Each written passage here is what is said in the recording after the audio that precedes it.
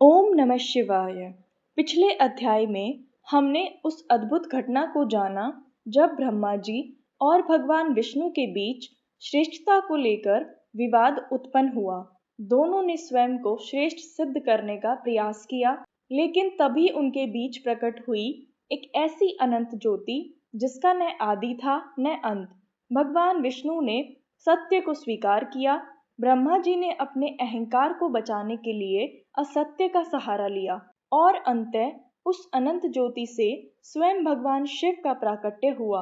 महादेव ने दोनों को यह अनुभव कराया कि जिस परम सत्ता से यह संपूर्ण सृष्टि संचालित होती है, उसे किसी एक रूप या किसी एक शक्ति में सीमित नहीं किया जा सकता। लेकिन महादेव की यह लीला यही समाप्त नहीं होती, क्योंकि शिव केवल अकेले परम तत्व नहीं है। शिव के साथ जो शक्ति है वह भी उतनी ही अनंत है। शिव और शक्ति, इन दोनों का संबंध सृष्टि के अस्तित्व से जुड़ा हुआ है। शिव चेतना है और शक्ति उस चेतना की क्रियाशील ऊर्जा। शिव बिना शक्ति और शक्ति बिना शिव, दोनों की कल्पना अधूरी है। इसीलिए अब शिव पुराण की हमारी कथा एक ऐसे अध्याय की ओर बढ़ती है जहां स्वयं आदि शक्ति एक दिव्य कन्या के रूप में अवतार लेने वाली है। एक ऐसी कन्या जिसके जीवन का उद्देश्य ही भगवान शिव से जुड़ा हुआ था, और वही कन्या आगे चलकर सती के नाम से प्रसिद्ध हुई। लेकिन सती का जन्म कहाँ हुआ, उसके माता पिता कौन थे, और आदि शक्ति को पृथ्वी पर अवतार लेने की आवश्यकता क्यों पड़ी, इस रहस्य को समझने के लिए हमें सबसे पहले जाना होगा दक्ष प्रजापति के पास। सृष्टि के विस्तार के लिए ब्रह्मा जी ने अनेक प्रजापतियों को उत्पन्न किया। इन प्रजापतियों का कार्य था सृष्टि का विस्तार करना, जीवों की उत्पत्ति को आगे बढ़ाना और संसार में जीवन की विभिन्न धाराओं को स्थापित करना। इन्हीं में से एक थे दक्ष प्रजापति। दक्ष प्रजापतियों में अत्यंत प्रभावशाली माने जाते थे। उनमें ज्ञान था, सामर्थ्य था और अपने कार्य के प्रति अत्यंत गंभीरता भी। लेकिन उनके व्यक्तित्व में एक ऐसी कमी भी थी जो आगे चलकर बहुत बड़ा रूप लेने वाली थी। वह थी अहंकार। उन्हें लगता था कि जो व्यवस्था संसार में चल रही है उसमें उनका स्थान बहुत महत्वपूर्ण है, और धीरे धीरे यह गर्व उनके भीतर इतनी गहराई तक चला गया कि वे उन लोगों को भी अपने से कम समझने लगे जो उनके अनुसार उनके पद के योग्य सम्मान नहीं देते थे। और इसी अहंकार का सबसे बड़ा टकराव आगे चलकर किससे होने वाला था? भगवान शिव से। लेकिन उस समय यह कहानी अभी शुरू भी नहीं हुई थी, क्योंकि पहले दक्ष के जीवन में एक ऐसा प्रसंग आया जिसने उसकी पुत्री के रूप में स्वयं आदि शक्ति को पृथ्वी पर आने का मार्ग दिया। दक्ष प्रजापति की पत्नी थी प्रसूति। प्रसूति भी एक दिव्य और पुण्यशाली स्त्री थी। दक्ष और प्रसूति के घर कई पुत्रियों का जन्म हुआ। उनकी पुत्रियां अपने अपने गुणों और स्वभाव के कारण अलग अलग रूपों में प्रसिद्ध हुई। लेकिन इन सभी पुत्रियों में एक ऐसी दिव्य कन्या आने वाली थी जिसका जन्म साधारण नहीं था। दक्ष के घर एक ऐसी शक्ति का आगमन होना था जो स्वयं भगवान शिव की अर्धांगिनी बनने वाली थी। वह थी सती। लेकिन सती के जन्म से पहले एक महत्वपूर्ण बात समझना आवश्यक है। आदि शक्ति को संसार में केवल एक साधारण जीव के रूप में जन्म नहीं लेना था।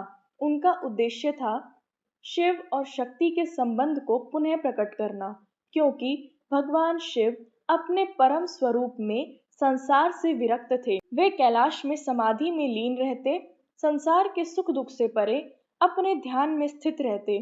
उन्हें न राजसत्ता की इच्छा थी न भौतिक वैभव की। उनके लिए भस्म ही अलंकार थी, कैलाश ही उनका निवास था, सर्प ही उनके आभूषण थे और ध्यान उनका स्वभाव।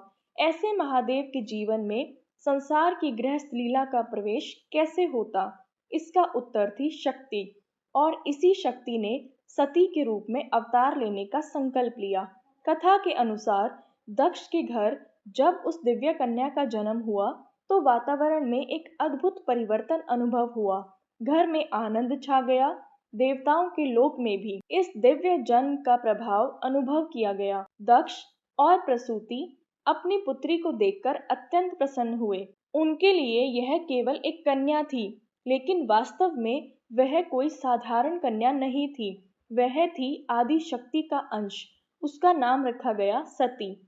सती अर्थात वह जो सत्य और पवित्रता में स्थित हो, जिसके भीतर पतिव्रत धर्म की शक्ति हो, जिसका मन अपने आराध्य के प्रति पूर्ण समर्पण से भरा हो। और जैसे जैसे सती बड़ी होने लगी, उनके व्यक्तित्व में ऐसी दिव्यता दिखाई देने लगी जिसे सामान्य शब्दों में समझाना कठिन था। वे बचपन से ही भगवान शिव की ओर आकर्षित थी। उन्हें शिव की कथाएं सुनना प्रिय था। महादेव का नाम सुनते ही उनका मन प्रसन्न हो उठता। जहाँ दूसरे बच्चों को संसार की वस्तुएं आकर्षित करती, वहीं सती के मन में एक अलग ही भाव था। उनका मन बार बार महादेव की ओर जाता, लेकिन यह केवल किसी देवता के प्रति सामान्य श्रद्धा नहीं थी।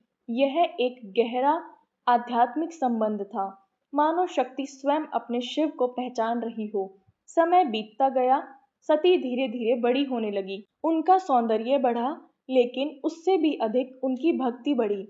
वे भगवान शिव को याद करती, उनकी महिमा सुनती, उनके स्वरूप का ध्यान करती और मन ही मन उन्हें अपना आराध्य मान चुकी थी। लेकिन दक्ष प्रजापति के मन में भगवान शिव के प्रति वैसी श्रद्धा नहीं थी। दक्ष महादेव के जीवन को अपने दृष्टिकोण से देखते थे। उन्हें लगता था एक ऐसा देवता जो भस्म लगाता है, शमशान में विचरण करता है, सर्पों को धारण करता है, जिसके वस्त्र सामान्य राजसी मर्यादाओं के अनुरूप नहीं, वह उनकी पुत्री के योग्य कैसे हो सकता है। दक्ष के लिए प्रतिष्ठा महत्वपूर्ण थी, व्यवस्था महत्वपूर्ण थी, सामाजिक सम्मान महत्वपूर्ण था, लेकिन शिव इन सब से परे थे। महादेव को न किसी बाहरी सम्मान की आवश्यकता थी, न किसी पद की, और यही दक्ष और शिव के विचारों के बीच पहला अंतर पैदा हुआ। दक्ष शिव को अपने दृष्टिकोण से देखते थे, सती शिव को अपने हृदय से देखती थी।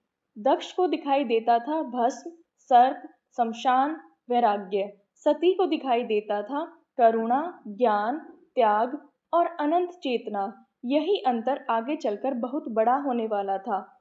लेकिन सती की भक्ति अभी केवल भक्ति तक सीमित नहीं रहने वाली थी। एक दिन उनके मन में एक संकल्प जागा। यदि भगवान शिव ही उनके आराध्य हैं, तो वे उन्हें अपने पति के रूप में प्राप्त करेंगी। इसके लिए उन्होंने कठोर तपस्या करने का निश्चय किया। सती ने अपने मन को एकाग्र किया। उन्होंने सांसारिक इच्छाओं को पीछे रखा और भगवान शिव को पाने के लिए तपस्या का मार्ग चुना। लेकिन महादेव को प्राप्त करना इतना सरल नहीं था। शिव किसी सांसारिक इच्छा से प्रसन्न होने वाले देवता नहीं। वे भक्ति देखते हैं, समर्पण देखते हैं और सबसे बढ़कर मन की सच्चाई देखते हैं। सती ने अपने मन की पूरी शक्ति भगवान शिव के चरणों में समर्पित कर दी। उनकी तपस्या बढ़ती गई।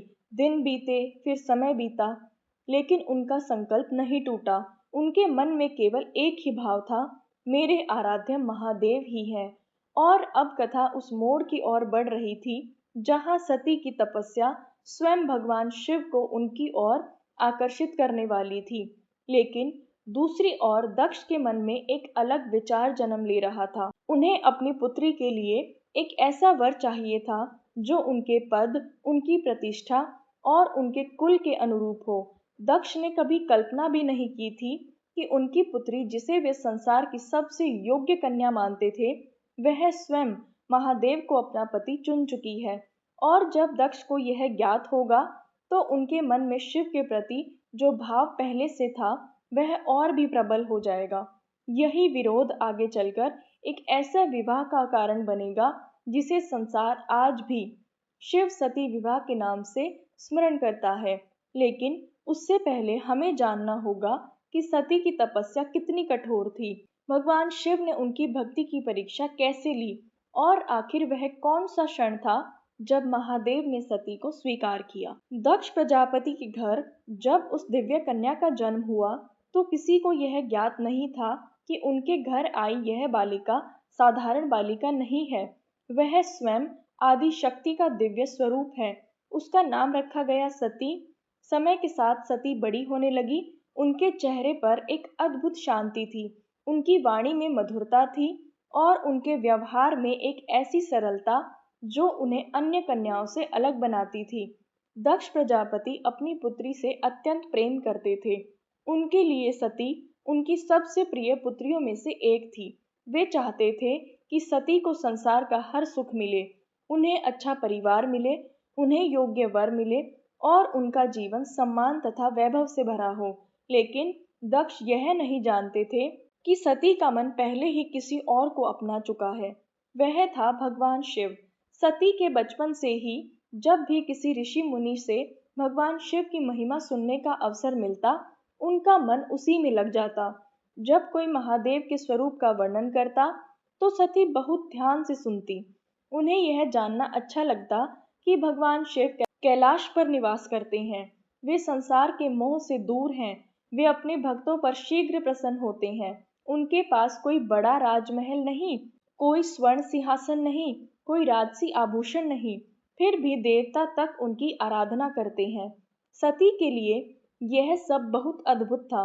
वह सोचती, ऐसे कौन है मेरे महादेव जिन्हें संसार की किसी वस्तु की आवश्यकता नहीं, फिर भी संपूर्ण संसार उन्हें पाने की इच्छा रखता है। धीरे धीरे उनकी जिज्ञासा भक्ति में बदलने लगी और भक्ति एक दिन प्रेम में। सती जब भगवान शिव की कथाएं सुनती तो उनके मन में एक अलग ही भाव जागता। उन्हें शिव का वैराग्य अच्छा लगता, उनका करुणामय स्वरूप अच्छा लगता।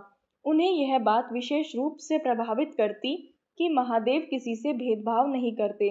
देव हो या दानव, राजा हो या साधारण भक्त, जो सच्चे मन से उन्हें पुकारता है, महादेव उसकी पुकार सुनते हैं।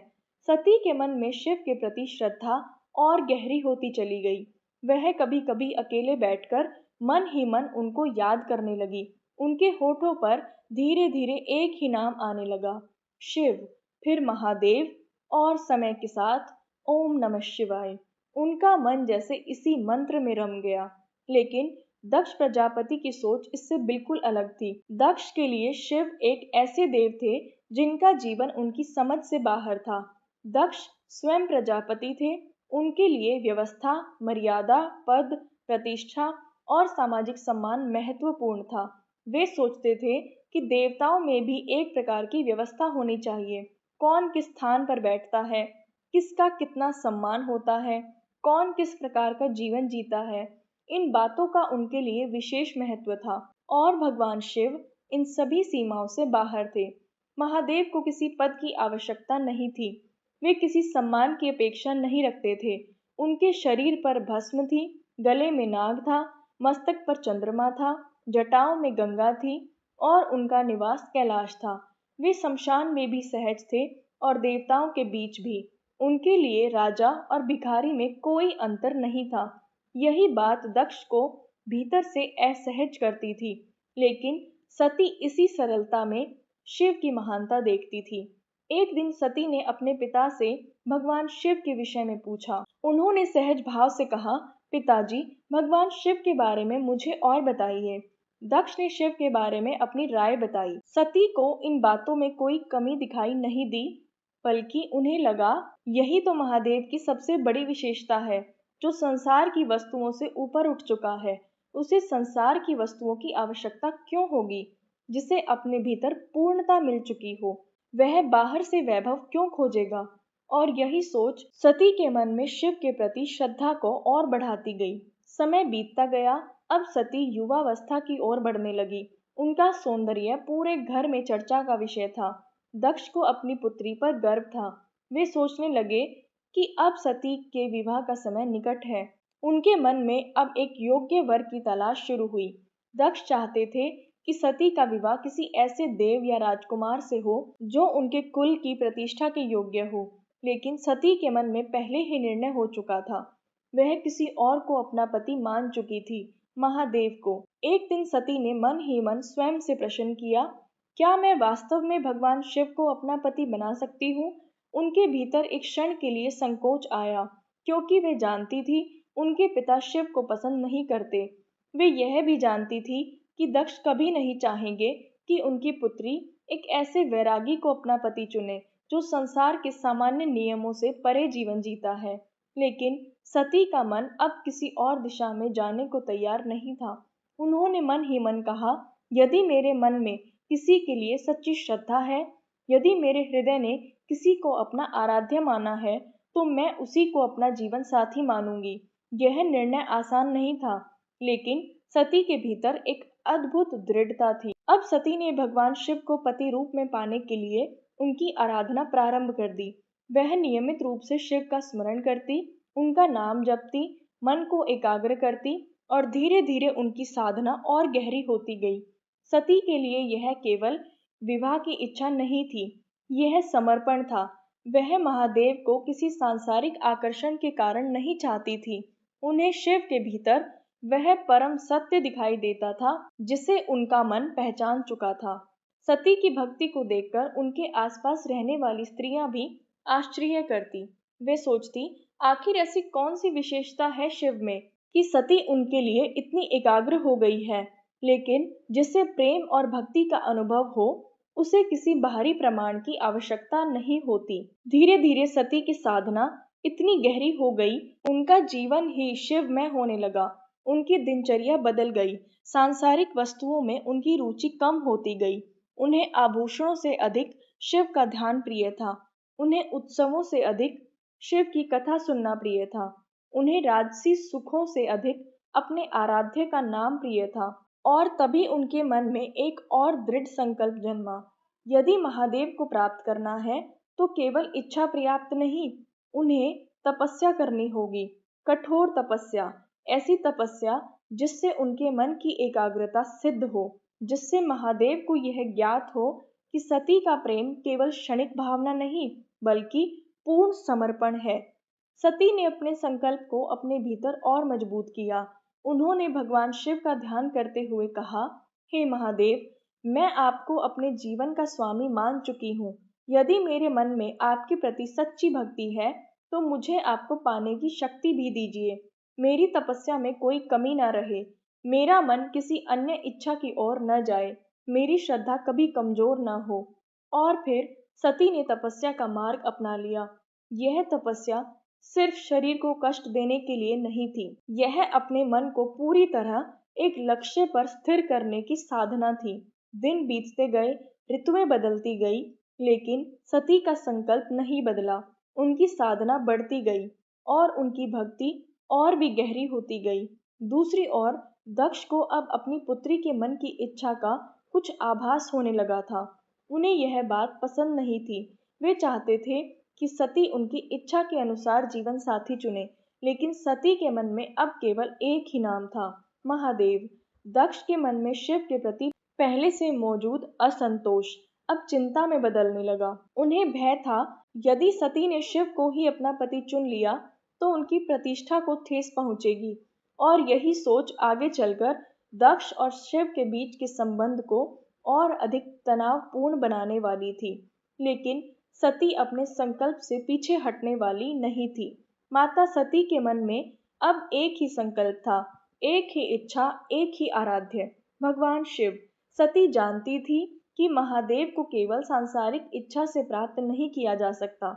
उन्हें पाने के लिए मन को निर्मल करना होगा, अपनी सभी इच्छाओं को त्यागना होगा और अपनी पूरी चेतना अपने आराध्य के चरणों में समर्पित करनी होगी।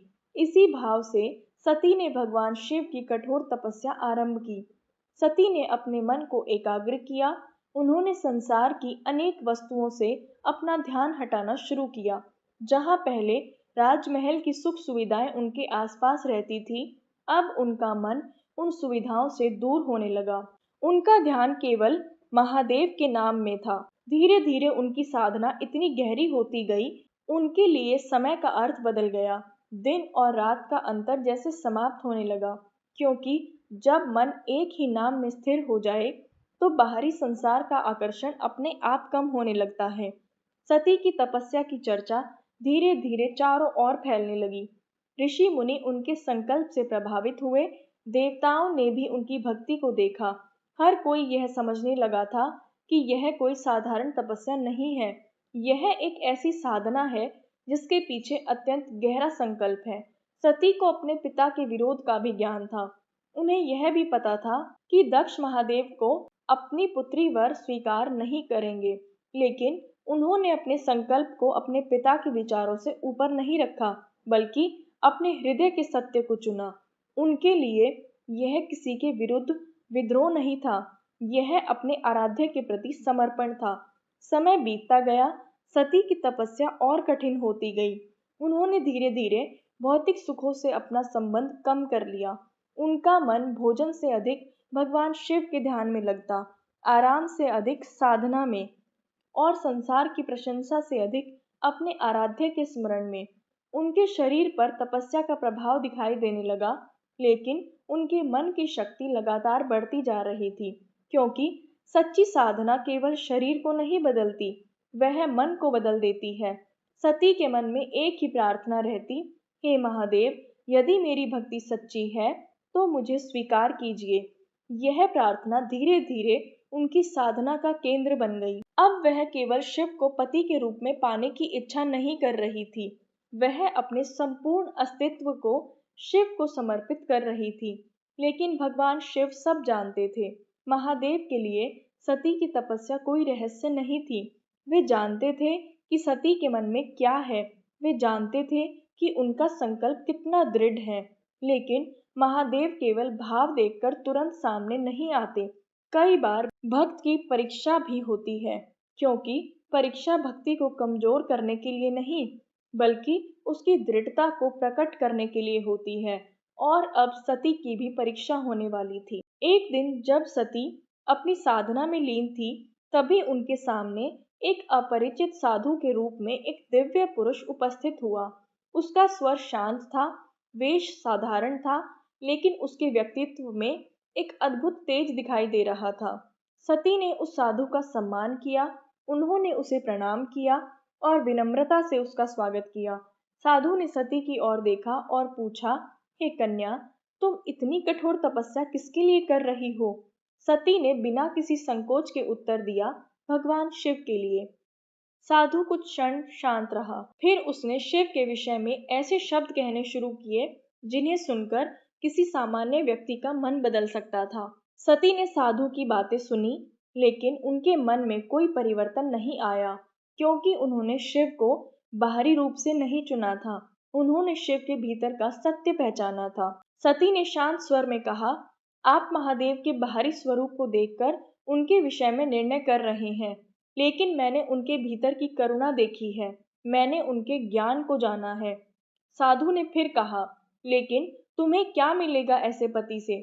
सती ने उत्तर दिया, मुझे संसार का वैभव नहीं चाहिए, मुझे केवल अपने आराध्य का साथ चाहिए। साधु ने फिर शिव के बारे में कुछ कठोर बातें कही। उसने कहा, तुम उनके जीवन को जानती भी हो, वे भस्म धारण करते हैं, सर्पों को आभूषण बनाते हैं। सती का उत्तर और दृढ़ हो गया। उन्होंने कहा, यदि मेरे आराध्य का जीवन ऐसा है तो मैं भी उसी जीवन को स्वीकार करूंगी, क्योंकि मेरे लिए महादेव ही मेरा सबसे बड़ा वैभव है। सती के इन शब्दों को सुनकर उस साधु के चेहरे पर एक हल्की मुस्कान आई। अब सती को कुछ अलग अनुभव होने लगा। उन्हें लगा यह कोई साधारण साधु नहीं है। उसकी वाणी में कुछ ऐसा था जो उन्हें भीतर से परिचित लग रहा था। सती ने ध्यान से उसकी ओर देखा, फिर उस साधु का स्वर बदलने लगा, उसका तेज बढ़ने लगा। वातावरण में एक अद्भुत प्रकाश फैल गया और कुछ ही क्षणों में सती के सामने वह साधारण साधु नहीं था, वहां स्वयं भगवान शिव खड़े थे। सती की आंखों में आनंद और भक्ति के आंसू आ गए। उन्होंने तुरंत महादेव के चरणों में प्रणाम किया। उनका मन जैसे अपने आराध्य को पहचान चुका था, जिसके लिए उन्होंने इतनी तपस्या की, जिसके नाम का स्मरण करते हुए उन्होंने दिन और रात बिताए। आज वही महादेव उनके सामने खड़े थे। भगवान शिव ने सती की ओर देखा, सब महादेव के सामने स्पष्ट था। सती ने अपने मन की इच्छा प्रकट की। उन्होंने कहा कि वह भगवान शिव को ही अपना पति मानती हैं। उनके अतिरिक्त उनके मन में किसी और के लिए स्थान नहीं। महादेव ने उनकी भक्ति को स्वीकार किया और सती की तपस्या सफल हुई। लेकिन अब भी एक महत्वपूर्ण चरण बाकी था। सती के पिता दक्ष प्रजापति। क्योंकि सती और शिव का मिलन केवल दो व्यक्तियों का विवाह नहीं था, यह शिव और शक्ति का दिव्य मिलन था और इसके लिए सती के पिता की स्वीकृति और विवाह की व्यवस्था का प्रश्न सामने आने वाला था। दक्ष के मन में शिव के प्रति पहले से ही सम्मान नहीं था। जब उन्हें यह ज्ञात होगा उनकी पुत्री ने स्वयं भगवान शिव को अपना पति चुन लिया है, तो उनके भीतर का अहंकार कैसे प्रतिक्रिया देगा? क्या दक्ष महादेव को स्वीकार करेंगे? क्या वह अपनी पुत्री के निर्णय के सामने झुकेंगे? सती की तपस्या सफल हो चुकी थी, महादेव ने उन्हें स्वीकार कर लिया था, लेकिन शिव सती विवाह की राह अभी पूरी तरह सरल नहीं हुई थी। एक और सती के हृदय में आनंद था, दूसरी ओर दक्ष के मन में असहमति की शुरुआत हो चुकी थी और अब सृष्टि उस दिव्य विवाह की ओर बढ़ रही थी जिसका वर्णन युगों से किया जाता है। वह विवाह जिसमें एक ओर थे कैलाशपति महादेव और दूसरी ओर स्वयं आदिशक्ति का अवतार माता सती। माता सती की कठोर तपस्या अंततः सफल हो चुकी थी। जिस आराध्य को पाने के लिए उन्होंने अपने मन को एकाग्र किया था, जिसके लिए उन्होंने सांसारिक सुखों का त्याग किया था, जिसके नाम को उन्होंने अपनी सांसों में बसा लिया था, वही भगवान शिव अब स्वयं उनके सामने प्रकट हो चुके थे। महादेव ने सती की भक्ति को स्वीकार किया। सती के लिए इससे बड़ा आनंद और कुछ नहीं हो सकता था। लेकिन अब इस दिव्य मिलन को विवाह के पवित्र बंधन में बदलने की तैयारी शुरू होनी थी और इस विवाह में एक महत्वपूर्ण भूमिका थी सती के पिता दक्ष प्रजापति की। जब दक्ष को यह ज्ञात हुआ कि सती ने भगवान शिव को अपने पति के रूप में चुन लिया है, तो उनके मन में प्रसन्नता नहीं हुई। उनके मन में चिंता और असहमति उत्पन्न हुई। दक्ष के लिए शिव एक ऐसे देव थे जो उनकी कल्पना के अनुसार राजसी जीवन नहीं जीते थे। दक्ष सोचते थे, मेरी पुत्री का विवाह ऐसे व्यक्ति से कैसे हो सकता है? लेकिन सती के लिए किसी चीज का कोई महत्व नहीं था। उन्होंने अपना निर्णय पहले ही कर लिया था। उनका हृदय महादेव को अपना चुका था और जब हृदय किसी को अपना ले तो संसार की सारी गणनाएं छोटी लगने लगती हैं। सती ने अपने पिता के सामने अपनी इच्छा स्पष्ट कर दी। उन्होंने कहा कि उनके लिए भगवान शिव ही सबसे योग्य हैं, क्योंकि वे केवल एक देव नहीं बल्कि उनके आराध्य हैं। सती ने अपने पिता को समझाने का प्रयास किया कि महादेव का बाहरी स्वरूप देखकर उनके बारे में निर्णय लेना उचित नहीं। जो भस्म धारण करते हैं वही संसार के मोह को भस्म करने की शक्ति रखते हैं। वे स्वयं संपूर्ण सृष्टि के स्वामी हैं। लेकिन दक्ष के मन में शिव के प्रति जो धारणा बन चुकी थी वह इतनी आसानी से बदलने वाली नहीं थी। फिर भी सती के दृढ़ संकल्प और तपस्या के सामने विवाह की तैयारी का मार्ग खुला और धीरे धीरे वह शुभ समय निकट आने लगा जब सती और शिव विवाह के पवित्र बंधन में बंधने वाले थे। अब कैलाश पर भी एक अलग ही वातावरण था। महादेव के गण इस दिव्य विवाह की तैयारी में लग गए। नंदी महादेव के सबसे प्रिय गणों में से एक विशेष उत्साह में थे। अन्य गण भी अपने अपने तरीके से तैयारी कर रहे थे। लेकिन यदि कोई उस बारात को देख लेता तो शायद पहली नजर में उसे विश्वास ही नहीं होता कि यह किसी देवता की विवाह बारात है, क्योंकि यह कोई सामान्य बारात नहीं थी। यह थी महादेव की बारात। विवाह का दिन निकट आया। महादेव ने अपना दिव्य स्वरूप धारण किया। जटाओं में चंद्रमा, जटाओं से बहती गंगा, मस्तक पर त्रिपुंड, गले में सर्प और शरीर पर भस्म, उनके हाथ में त्रिशूल और साथ में उनके प्रिय नंदी। लेकिन महादेव के साथ केवल देवता ही नहीं थे, उनके गण भी थे। भूत, प्रेत, पिशाच और उनके अनेक अद्भुत रूप वाले गण महादेव की बारात में सम्मिलित होने लगे। किसी के शरीर पर भस्म थी, किसी के हाथ में विचित्र अस्त्र, किसी का रूप अत्यंत भयानक तो कोई अत्यंत विचित्र। लेकिन उन सब के लिए महादेव ही सब कुछ थे। वे अपने स्वामी के विवाह में आनंद पूर्वक शामिल हो रहे थे। धीरे धीरे महादेव की बारात आगे बढ़ने लगी। आगे नंदी, उनके पीछे महादेव और उनके साथ गणों का विशाल समूह। देवताओं ने भी इस दिव्य यात्रा में अपना स्थान लिया। आकाश में दिव्य संगीत गूंजने लगा, शंख बजने लगे। लेकिन इस सब के बीच महादेव स्वयं अत्यंत शांत थे। न कोई उत्साह का प्रदर्शन, न कोई अहंकार, मानो यह सब भी उनकी सहज लीला का ही हिस्सा हो। जब बारात दक्ष के नगर की ओर बढ़ने लगी, तो वहां के लोगों में उत्साह फैल गया। सबको पता था कि दक्ष की पुत्री सती का विवाह भगवान शिव से होने वाला है। नगर को सजाया गया, द्वारों पर सुंदर तोरण लगाए गए, फूलों से मार्ग सजाए गए, दीप प्रज्वलित किए गए, महल में मंगल गीत गाए जाने लगे। दक्ष के परिवार में भी विवाह की तैयारियां चल रही थी। लेकिन जैसे जैसे शिव की बारात के आने का समाचार मिला, लोग बारात को देखने के लिए मार्गों के किनारे एकत्र होने लगे और फिर दूर से उन्हें दिखाई दिया एक ऐसा दृश्य जिसे देखकर कई लोग आश्चर्यचकित रह गए। सबसे आगे अद्भुत स्वरूप वाले गण, उनके पीछे देवता और फिर नंदी पर विराजमान स्वयं भगवान शिव।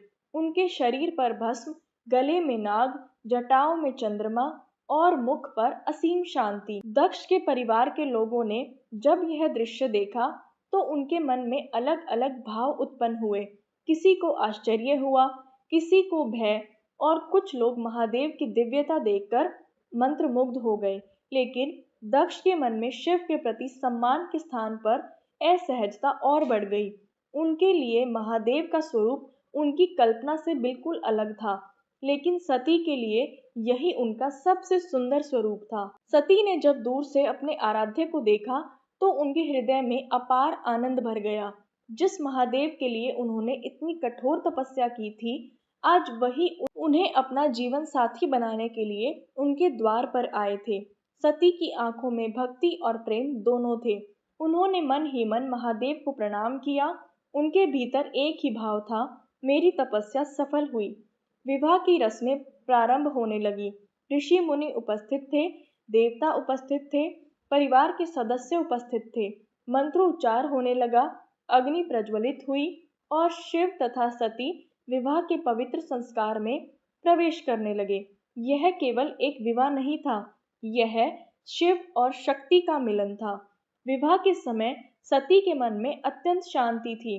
उनके लिए उनकी सबसे बड़ी इच्छा पूरी हो चुकी थी। वह महादेव जिन्हें उन्होंने अपने मन में पति रूप में स्वीकार किया था, आज वास्तव में उनके सामने थे। विवाह के मंत्रों के बीच वातावरण दिव्य हो उठा। देवताओं ने मंगल कामनाएं की, ऋषियों ने आशीर्वाद दिया और इस प्रकार शिव और सती का दिव्य विवाह संपन्न हुआ।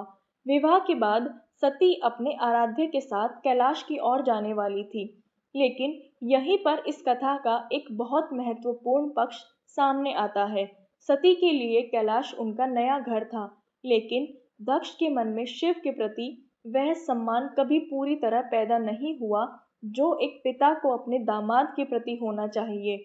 उनका अहंकार अभी समाप्त नहीं हुआ था, बल्कि समय के साथ वह और बढ़ने वाला था। आज सती अपने पिता का घर छोड़कर महादेव के साथ कैलाश जा रही थी, लेकिन दक्ष के मन में यह भावना बनी रही कि उन्होंने अपनी पुत्री का विवाह एक ऐसे देव से किया है जिसे वे अपने योग्य नहीं मानते, और यही भावना आगे चलकर एक बहुत बड़े विवाद का कारण बनेगी। सती अब कैलाश पहुंच चुकी थी। वहां राजमहल जैसा वैभव नहीं था, न सोने के महल, न राजसी सुख सुविधाएं, लेकिन सती को इसकी कोई आवश्यकता भी नहीं थी, क्योंकि उनके लिए महादेव का साथ ही सबसे बड़ा सुख था। कैलाश की शांति, महादेव का ध्यान, नंदी, शिवगण और चारों ओर फैली दिव्य शांति, सती के लिए यही उनका संसार बन गया। वह महादेव के साथ आनंद पूर्वक रहने लगी। उनका जीवन भक्ति और प्रेम से भर गया। महादेव भी सती के प्रति अत्यंत स्नेह रखते थे। शिव और सती का यह जीवन संसार के लिए एक दिव्य आदर्श बन गया, जहाँ प्रेम था, समर्पण था और एक दूसरे के प्रति पूर्ण सम्मान था। लेकिन कथा यहाँ समाप्त नहीं होती, क्योंकि दक्ष प्रजापति के भीतर एक ऐसी अग्नि जल रही थी जो समय के साथ और प्रचंड होने वाली थी। वह अग्नि थी अहंकार की, और जब अहंकार को अवसर मिलता है तो वह छोटे से अपमान को भी बहुत बड़ा बना देता है। आगे चलकर दक्ष को एक ऐसा ही अवसर मिलने वाला था। एक सभा, अनेक देवता, ऋषि मुनि और स्वयं भगवान शिव। उस सभा में दक्ष और महादेव के बीच एक ऐसी घटना घटेगी जिससे दक्ष के मन में शिव के प्रति विरोध और भी गहरा हो जाएगा। माता सती का विवाह अब भगवान शिव के साथ हो चुका था। जिस कन्या ने अपने मन में केवल महादेव को अपना आराध्य माना था, जिसने उन्हें पति रूप में पाने के लिए कठोर तपस्या की थी, आज वही सती कैलाश की अर्धांगिनी बन चुकी थी। सती के लिए यही सबसे बड़ा सौभाग्य था, लेकिन धरती पर एक ऐसा व्यक्ति था जिसके मन में यह विवाद अभी भी स्वीकार नहीं हुआ था। वह थे दक्ष प्रजापति। दक्ष अपनी पुत्री सती से प्रेम करते थे, लेकिन उनके मन में महादेव के प्रति सम्मान नहीं था। वह इस बात को भूल नहीं पा रहे थे। उनकी पुत्री ने उनके अनुसार एक ऐसे वर को चुना था जो उनके सामाजिक और राजसी मानदंडों में फिट नहीं बैठता था। दक्ष की दृष्टि में महादेव का स्वरूप विचित्र था, लेकिन यह केवल विचार का अंतर नहीं था। धीरे धीरे यह अंतर उनके अहंकार में बदलने लगा। दक्ष के मन में यह भावना आने लगी कि मैं प्रजापति हूँ, मेरा स्थान बड़ा है। और जब मनुष्य अपने पद और प्रतिष्ठा को अपनी वास्तविक पहचान मानने लगता है, तब अहंकार जन्म लेता है। यही अहंकार अब दक्ष के जीवन में अपनी जगह बना चुका था। समय बीतता गया। एक दिन देवताओं और ऋषि मुनियों की एक विशाल सभा आयोजित हुई। इस सभा में अनेक देवता उपस्थित थे, ऋषि उपस्थित थे, प्रजापति उपस्थित थे और भगवान शिव भी वहां विराजमान थे। सभा अत्यंत भव्य थी। सभी अपने अपने स्थान पर बैठे थे। चारों ओर वैदिक मंत्रों की ध्वनि थी। देवताओं का तेज पूरे वातावरण को दिव्य बना रहा था। तभी दक्ष प्रजापति वहां पहुंचे। उनके आगमन पर सभा में उपस्थित अनेक देवता और ऋषि उनके सम्मान में खड़े हो गए। दक्ष के मन को इससे प्रसन्नता हुई। उन्हें लगा उनके पद और सम्मान को सभी स्वीकार करते हैं। लेकिन जब उन्होंने आगे देखा तो उनकी दृष्टि भगवान शिव पर पड़ी। महादेव अपने स्थान पर शांत बैठे थे। उन्होंने न तो खड़े होकर दक्ष का स्वागत किया, न ही उनके सम्मान में कोई विशेष प्रतिक्रिया दी। महादेव की दृष्टि में न अहंकार था, न अपमान था। वे बस अपनी सहज अवस्था में थे। लेकिन दक्ष ने इसे दूसरे रूप में देखा। दक्ष के मन में तुरंत विचार आया, मैं आया हूँ, पूरी सभा मेरे सम्मान में खड़ी हुई, लेकिन शिव, इन्होंने मेरे सम्मान में उठना भी आवश्यक नहीं समझा। यही दक्ष के भीतर का अहंकार भड़क उठा। वह यह नहीं समझ पाए कि भगवान शिव के लिए सम्मान और अपमान दोनों समान थे। महादेव किसी को छोटा नहीं समझते थे और न ही उन्हें किसी के पद के कारण विशेष व्यवहार करने की आवश्यकता महसूस होती थी। लेकिन दक्ष अपने पद की दृष्टि से सोच रहे थे। उनके लिए सभा में खड़ा होना सम्मान था, न खड़ा होना अपमान। यही से दोनों के बीच का अंतर और स्पष्ट हो गया। दक्ष ने महादेव की ओर देखा और उनके मन में क्रोध भर गया। उन्होंने सभा में शिव के प्रति कठोर शब्द कहे। उन्होंने यह जताने का प्रयास किया कि महादेव ने उनके साथ उचित व्यवहार नहीं किया। सभा का वातावरण बदल गया। अभी तक जहाँ शांति थी, अब वहाँ तनाव महसूस होने लगा। कुछ देवता मौन रहे, कुछ ऋषियों ने स्थिति को समझने का प्रयास किया, लेकिन भगवान शिव अब भी शांत थे। महादेव जानते थे, अहंकार से भरे व्यक्ति को क्रोध से उत्तर देने पर विवाद और बढ़ता है। शिव का मौन उनकी कमजोरी नहीं था, वह उनकी स्थिरता थी। लेकिन दक्ष का क्रोध यही समाप्त नहीं हुआ। उनके भीतर महादेव के प्रति विरोध और बढ़ गया। उन्होंने मन में ठान लिया कि वह शिव को वह सम्मान नहीं देंगे जिसे वे अपने लिए आवश्यक मानते थे। और यही भाव आगे चलकर एक बहुत बड़े यज्ञ का कारण बना। कुछ समय बाद दक्ष ने एक विशाल यज्ञ आयोजित करने का निर्णय लिया। यह कोई साधारण यज्ञ नहीं था। उन्होंने इसे अत्यंत भव्य बनाने का निश्चय किया। दूर दूर से ऋषियों को आमंत्रित किया गया, देवताओं को बुलाया गया, अनेक महान व्यक्तियों को यज्ञ में सम्मिलित होने के लिए संदेश भेजे गए। यज्ञ के लिए विशाल वेदी बनाई गई। चारों ओर वैदिक मंत्रों की तैयारी होने लगी। दक्ष चाहते थे यह यज्ञ इतना भव्य हो कि उनकी प्रतिष्ठा और भी बढ़ जाए। लेकिन इस पूरे आयोजन के पीछे एक छिपा हुआ भाव भी था। दक्ष महादेव को इस यज्ञ में आमंत्रित नहीं करना चाहते थे।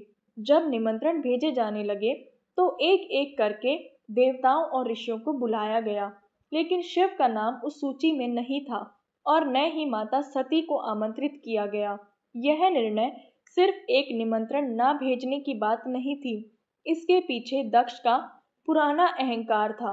वह शिव को अपने यज्ञ में स्थान देने के लिए बाध्य नहीं है, लेकिन क्या किसी व्यक्ति को आमंत्रित न करने से उसकी महानता बढ़ जाती है, या वह केवल अपने मन की कटुता को प्रकट करता है?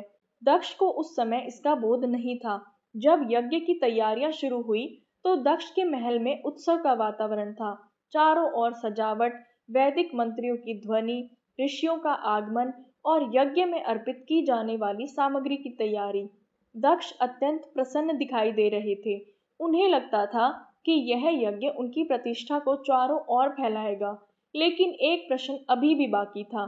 सती को क्या पता था कि उनके पिता ने उन्हें आमंत्रित नहीं किया, और यदि उन्हें पता चलेगा तो क्या वह मौन रहेंगी?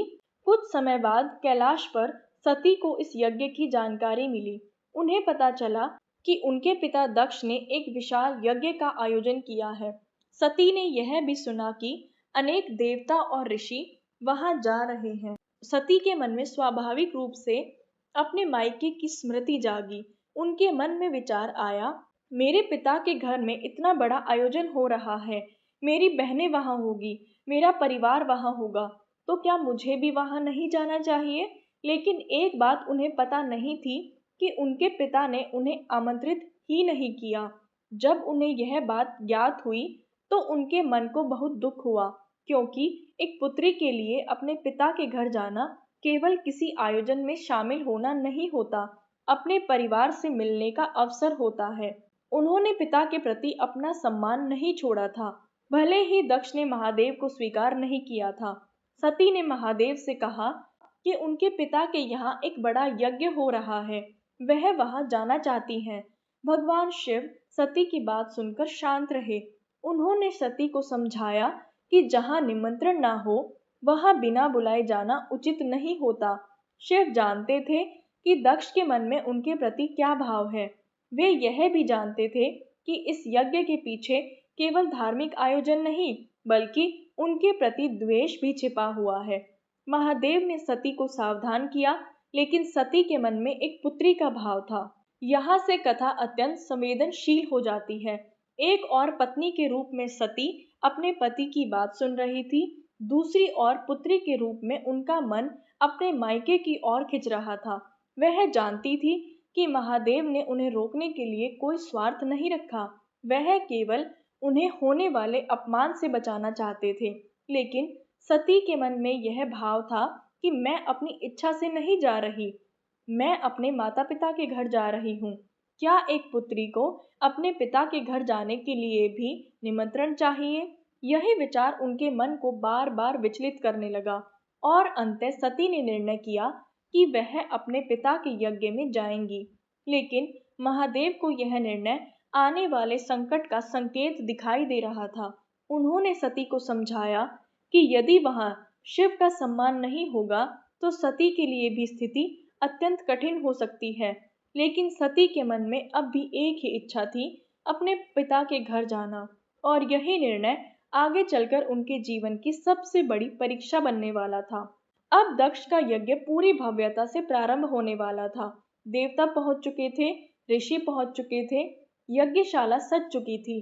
लेकिन जिस व्यक्ति के बिना यह यज्ञ अधूरा था, उसे जानबूझकर दूर रखा गया था, भगवान शिव। और अब जिस पुत्री को दक्ष ने आमंत्रित नहीं किया था, वही पुत्री अपने पिता के घर आने का निर्णय कर चुकी थी। सती जा रही थी अपने पिता के यज्ञ में। दक्ष प्रजापति का विशाल यज्ञ पूरे वैभव के साथ आयोजित किया जा रहा था। यज्ञशाला को बहुत सुंदर ढंग से सजाया गया था। चारों ओर वेद मंत्रों की ध्वनि गूंज रही थी। ऋषि मुनि अपने अपने स्थान पर विराजमान थे। देवता भी यज्ञ में उपस्थित थे।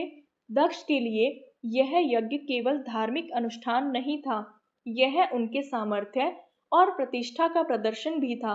वह चाहते थे कि संसार उन्हें एक महान प्रजापति के रूप में देखे। उधर सती ने अपने पति से अनुमति ली और अपने पिता के यज्ञ की ओर चल पड़ी। उनके साथ कुछ शिवगण भी गए। सती के मन में अब भी यह आशा थी कि शायद पिता उन्हें देखकर प्रसन्न होंगे। शायद उनका स्वागत करेंगे। शायद इतने बड़े यज्ञ में हुई पुरानी कटुता समाप्त हो जाएगी। शायद दक्ष अपनी पुत्री को देखकर अपने हृदय का कठोर भाव छोड़ देंगे। सती के मन में बस यही भाव था, लेकिन उन्हें यह नहीं पता था कि आगे उनका सामना कितने कठोर सत्य से होने वाला है। जब सती यज्ञशाला के निकट पहुंची, तो वहां उपस्थित लोगों की दृष्टि उनकी ओर जाने लगी। कई लोगों ने उन्हें देखकर सम्मान प्रकट किया, कुछ ने आगे बढ़कर उनका स्वागत किया। उनकी माता प्रसूति अपनी पुत्री को देखकर भावुक हो उठी। सती की बहनों ने भी उन्हें देखकर प्रसन्नता व्यक्त की। माता ने अपनी पुत्री को स्नेह से गले लगाया। सती की आंखों में भी आनंद के आंसू आ गए। कुछ क्षणों के लिए उन्हें लगा कि सब कुछ सामान्य है। वह अपने परिवार के बीच थी, लेकिन फिर उनकी दृष्टि अपने पिता की ओर गई। सती ने अपने पिता की ओर देखा। एक पुत्री के मन में स्वाभाविक रूप से यह इच्छा होती है कि पिता उसे देखकर प्रसन्न हो, लेकिन दक्ष के चेहरे पर वह अपनापन नहीं था। उन्होंने सती का वैसा स्वागत नहीं किया जैसा एक पिता अपनी पुत्री का करते हैं। सती ने इसे महसूस किया। उनके मन में एक हल्का सा दुख उत्पन्न हुआ, लेकिन उन्होंने स्वयं को समझाया, शायद यज्ञ के कारण पिता व्यस्त होंगे। वे आगे बढ़ी। उन्होंने यज्ञशाला को देखा। वहां देवताओं के लिए विशेष स्थान निर्धारित थे। ऋषियों के लिए स्थान था। अनेक देवताओं के लिए यज्ञ में अर्पित किए जाने वाले भाग की व्यवस्था थी। लेकिन जब सती ने ध्यान से देखा, तो उन्हें एक बात दिखाई दी। भगवान शिव के लिए वहां कोई स्थान नहीं था। और तभी सती के मन में यह बात पूरी तरह स्पष्ट हो गई कि महादेव को केवल आमंत्रित नहीं किया गया था, बल्कि उन्हें जानबूझकर इस यज्ञ से दूर रखा गया था। सती का हृदय भारी हो गया। उन्होंने अपने पिता से पूछा, पिताजी, इस यज्ञ में इतने सारे देवताओं का सम्मान किया गया है, लेकिन मेरे पति भगवान शिव का स्थान कहाँ है? दक्ष मौन रहे। सती ने फिर पूछा, क्या आपने महादेव को आमंत्रित नहीं किया? दक्ष ने उत्तर दिया कि उन्होंने जानबूझकर शिव को नहीं बुलाया। सती को यह सुनकर अत्यंत दुख हुआ। उन्होंने कहा, लेकिन वह मेरे पति हैं, और केवल मेरे पति ही नहीं, वह स्वयं महादेव हैं। दक्ष ने सती की ओर देखा। उनके मन में वर्षों से जमा हुआ क्रोध अब शब्दों में बाहर आने लगा। दक्ष ने भगवान शिव के बारे में कटु बातें कहना प्रारंभ कर दिया। उन्होंने महादेव के जीवन और स्वरूप की आलोचना की। सती यह सब सुनती रही।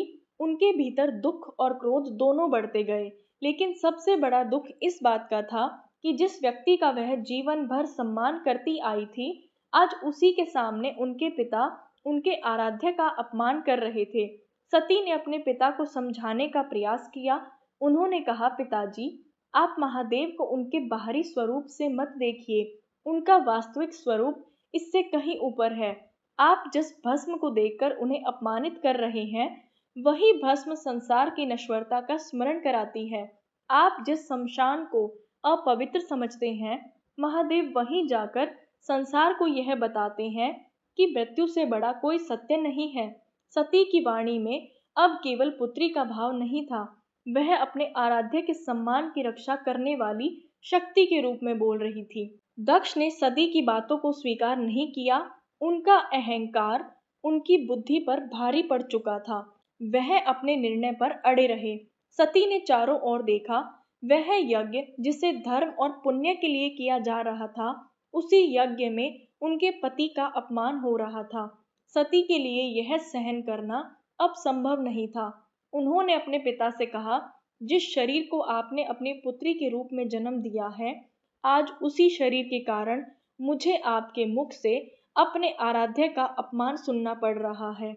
मैं उस संबंध को कैसे स्वीकार करूं जिसमें मेरे आराध्य के प्रति सम्मान नहीं? आप मेरे पिता हैं, इसलिए मैंने आपका सम्मान किया, लेकिन मेरे लिए भगवान शिव मेरे पति ही नहीं, मेरे आराध्य हैं। सती की आंखों में आंसू थे, लेकिन उनकी वाणी दृढ़ थी। उन्होंने कहा, मैं उस शरीर को लेकर अब और नहीं जा सकती जिसे आप अपनी पुत्री के रूप में पहचानते हैं, और जिसके माध्यम से आज मुझे अपने पति का अपमान सहना पड़ रहा है। यज्ञशाला में एक गहरा सन्नाटा छा गया। सती के शब्द सभी को सुनाई दे रहे थे। ऋषि मुनि मौन थे, देवता भी, इस घटना को देखकर चिंतित थे। किसी को समझ नहीं आ रहा था कि अब क्या होने वाला है। सती अपने भीतर एक अंतिम निर्णय ले चुकी थी। उन्होंने मन को एकाग्र किया, अपने आराध्य भगवान शिव को याद किया। उनके सामने महादेव का स्वरूप प्रकट होने लगा। कैलाश महादेव, उनकी जटाएं और वह शांत मुख। सती की आंखों के सामने अब सब कुछ आने लगा। उनके हृदय में एक ही नाम था, शिव। उन्होंने मन ही मन कहा, हे महादेव, मैं आपको छोड़ नहीं रही। मैं केवल उस शरीर का त्याग कर रही हूँ जिसे दक्ष की पुत्री के रूप में पहचाना जाता है। मेरा मन, मेरा प्राण, मेरा अस्तित्व सदा आपका ही है। सती ने अपने योग बल से अपने शरीर को त्यागने का संकल्प लिया। यज्ञशाला में उपस्थित सभी लोग यह देखकर स्तब्ध रह गए। माता प्रसूति अपनी पुत्री को देखकर विलाप करने लगी। सती की बहनों की आंखों में आंसू बहने लगे, लेकिन सती का मन अब संसार से हट चुका था।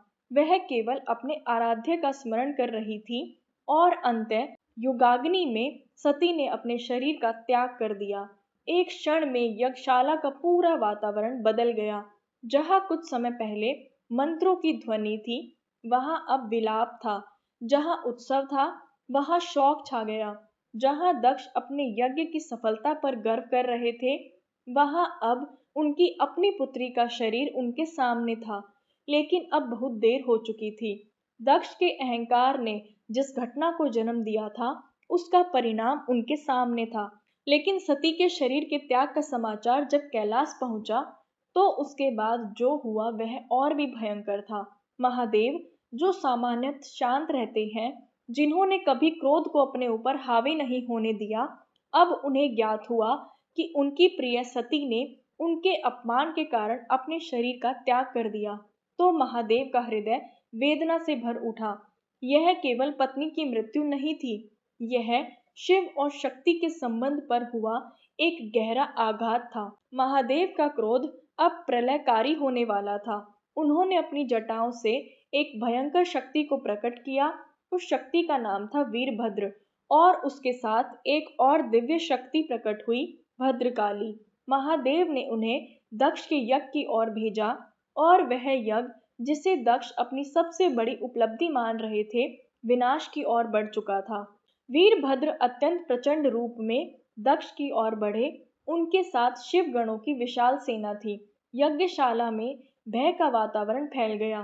देवता, ऋषि और यज्ञ में उपस्थित सभी लोग इस प्रचंड शक्ति को देखकर भयभीत हो उठे।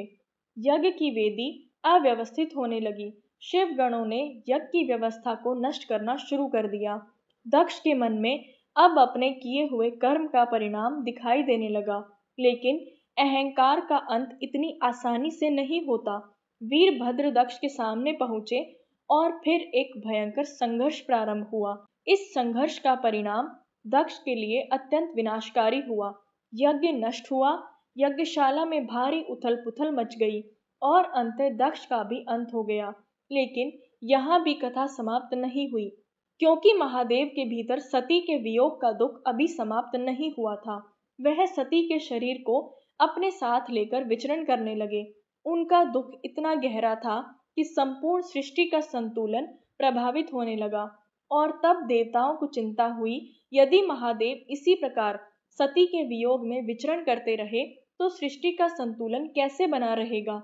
तब भगवान विष्णु ने सृष्टि के संतुलन के लिए एक अत्यंत कठिन निर्णय लिया। उन्होंने अपने सुदर्शन चक्र का प्रयोग किया और सती के शरीर के अनेक भाग पृथ्वी के विभिन्न स्थानों पर गिर गए। जहाँ जहाँ माता सती के अंग या आभूषण गिरे, वहाँ वहाँ शक्ति के पवित्र स्थान स्थापित हुए, और यही स्थान आगे चलकर शक्ति पीठों के नाम से प्रसिद्ध हुए। लेकिन इस पूरी घटना के पीछे एक बहुत गहरा आध्यात्मिक संदेश छिपा है। दक्ष के पास ज्ञान था, पद था, प्रतिष्ठा थी, लेकिन अहंकार ने उनके विवेक को ढक दिया। उन्होंने भगवान शिव को उनके बाहरी स्वरूप से आंका और अंततः अपने ही यज्ञ को विनाश की ओर ले गए। वहीं सती ने दिखाया कि सच्ची भक्ति केवल पूजा करने का नाम नहीं, सच्ची भक्ति में समर्पण होता है, श्रद्धा होती है और अपने आराध्य के प्रति अटूट विश्वास होता है। लेकिन अब एक नया अध्याय शुरू होने वाला है। सती ने अपने शरीर का त्याग कर दिया था, लेकिन शक्ति का अंत नहीं हुआ था। आदि शक्ति को फिर से पृथ्वी पर अवतार लेना था, एक नए रूप में, एक नए परिवार में, और एक बार फिर अपने आराध्य भगवान शिव से मिलना था। वह नया रूप था माता पार्वती। अब हमारी कथा दक्ष के घर से निकलकर हिमालय की ओर जाएगी, जहाँ जन्म होगा एक ऐसी कन्या का जिसके हृदय में बचपन से ही महादेव के प्रति वही आकर्षण होगा, जिसका जीवन फिर से शिव को पाने की तपस्या बनेगा। और इस बार कथा हमें लेकर जाएगी पार्वती के जन्म और उनके बाल्यकाल की ओर। यही होगा हमारे अगले एपिसोड का आरंभ। हर हर महादेव।